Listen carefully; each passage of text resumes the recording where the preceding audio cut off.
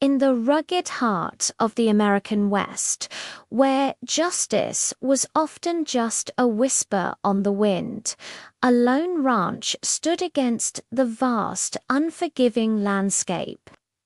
This was the home of the McAllister family. They weren't wealthy landowners or powerful figures. They were just simple, hard-working folks trying to carve out a life from the wild frontier. But in a land ruled by greed, simplicity was a vulnerability. A ruthless cattle baron, known only as Silas the Vulture Kane, had his eyes set on their valley. He saw their land not as a home, but as a prize to be taken.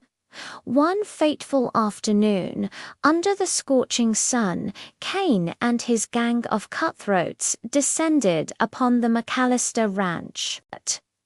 They rode in like a plague, their intentions as dark as the storm clouds that often gathered over the mountains.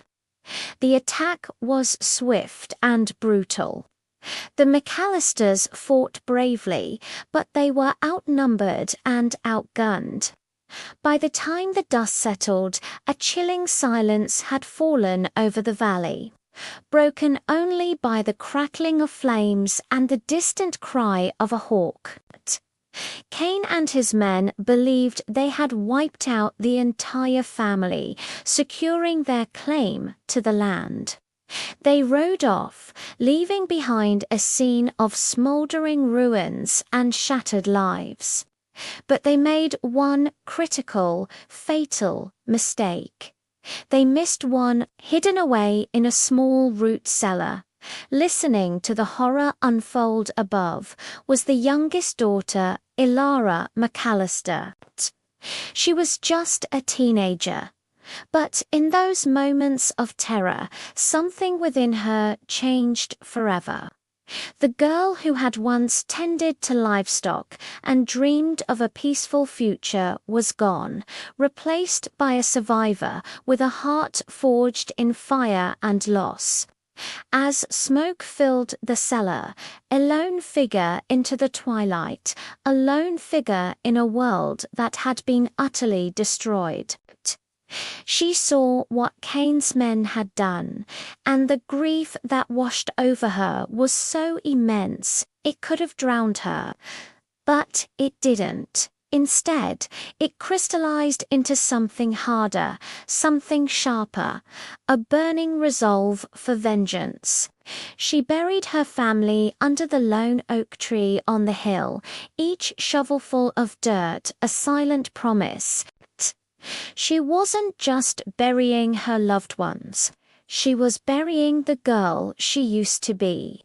From that day on, her life had a single, unwavering purpose.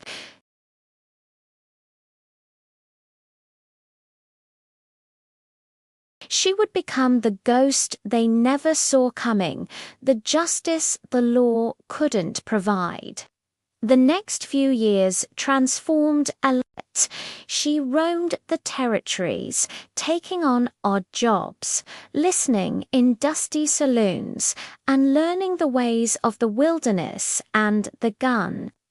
She became a phantom, her name whispered only in hushed tones by those who had crossed her path. She learned to track like a wolf, to shoot with chilling precision, and to live off a land that had taken everything from her. She shed her past, adopting new names and new identities, all while keeping the faces of her family's killers burned into her memory. She was no longer Ilara McAllister, the rancher's daughter.